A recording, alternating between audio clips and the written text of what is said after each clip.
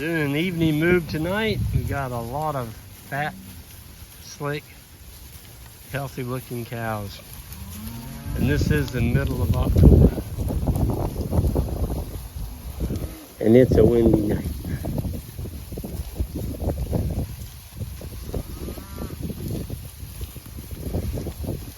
We got that inch of rain here, I guess it was about 6 days ago. It helped a lot. And it's cooler now, that's helping us too. It's not, 90s. I think today's high was 65.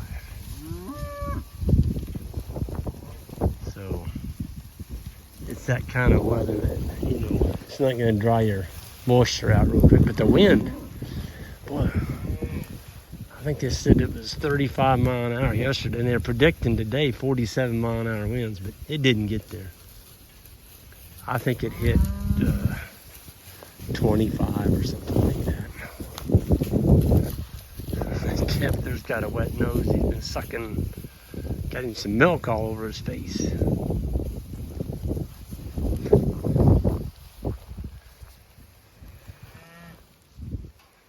So what we're trying to do is, giving them big paddocks. This pasture we just put them on, and normally we get 3 out of it. We just gave them 2. So we're giving them a larger area, making sure that when we leave, I apologize for this wind. I better walk backwards into the wind. There we go. That when we leave, there's something left for them to come back to. And it's gonna be about 60 days, well, 45 days before we get back to that paddock right there that we just took them off of. So they're gonna be, it'll be washed off. And if we get any rain, we're in that perfect fescue growing season right now. It's in the 60s. Of course, at night it's been frosting a little bit, but we can still grow grass if we get some moisture. So we're gonna keep praying for rain, and I think this pasture right here, we saw it before that 1 inch of rain. It was brown. I know it's hard to believe, but it was brown, and it immediately just turned green as soon as we got that 1 inch of rain. And it happened all over this whole farm. That's because we leave our grass tall when we leave. We don't take it down. That total grazing to the dirt doesn't work very good unless you put down irrigation. And we can't do that. We don't know when it's gonna rain, so we got to plan on keeping something back in case it doesn't.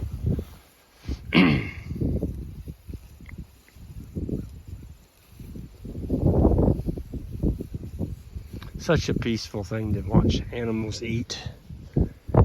That's my favorite time of the day. It's just a wonderful sequence to go from, they're there for about 8 hours, and now they're going to be here overnight. Again in the morning, giving them bigger areas, leaving a lot of residual behind, and letting nature come in behind us and clean this off for us. So we'll get some rain, we'll get some cold weather, and then heck, we might even get a snow on it before we come back. I don't know. But we've got our bales placed. There's some down there at the end of that field. We learned our lesson.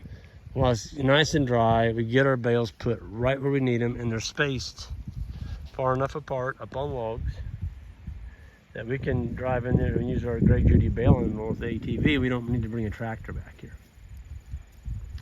And if you bring a tractor back in the middle of the winter time, you're gonna leave ruts all the way back here, compacting your soil. And once you make a rut, it's pretty much there for your whole life, if it's a deep one.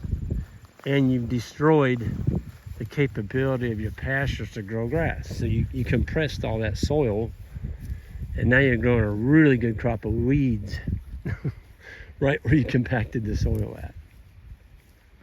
Flotation tires, ATV, and the little baling roller we've got, doesn't happen. So if you're looking at a baling roller, go to our website. We sell them there. We do ship nationwide. you can get a great duty baling roller that's really gonna spread your fertility out. Folks, those bales are, you know, there's $25–30 worth of nutrients in them. I don't know why anybody would feed in a bale ring. It just is ridiculous. All you're doing is killing out a 30 to 60 foot circle of fertility. You're putting it all down in one area and you're making a mud hole there. And you're gonna grow ragweed probably for the next 3 years in that one spot. It just, I don't know. It just doesn't make sense. I've got a fellow, I was turkey hunting on that farm several years ago, and I went through his hay feeding area, and he feeds rings, and that hay was so deep in that one area where those cows had been feeding under rings, it was probably 1.5 feet thick. Folks, there's never going to be any grass growing that. It's just solid weeds. And so he's taken an asset, which is hay, and he made it a liability by feeding it all in rings in one spot. You know, if you take those bales, we're going to cover all these ridges with it in the wintertime. And every one of these animals are going to get spread out, even the little ones, the younger ones. Everybody gets a chance to eat. I'm doing my best, folks. I don't have, I just got a shirt. I mean, this wind is cranking. It's such a beautiful evening. I love seeing cows eat green grass.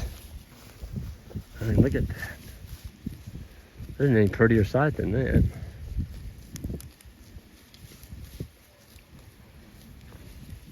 Herbivores. That's where it's at. Let them eat grass. That's what they're designed to do.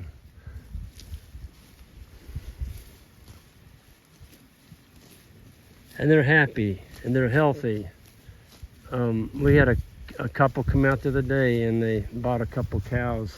Well, they were the top bidders on one of our auctions we held, and husband and wife came out and we walked. I said, let's just go walk through the mob. Oh yeah, can we? I'm like, yeah, let's do it. And we walked them through there, and that couple was just like, never been in cows like this.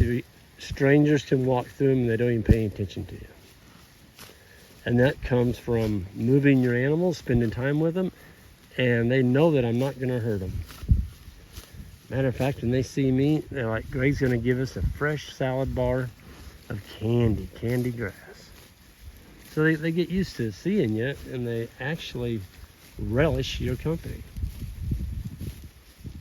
So, yeah, you got cows that are scared of you.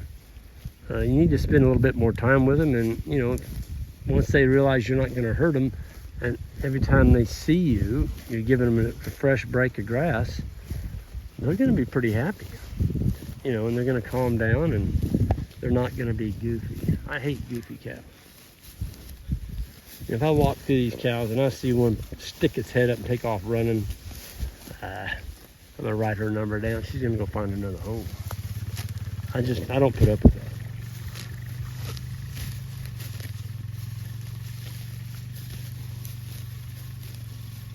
That's Tanner and Lexi's little bull right there. Boy, he is a beast.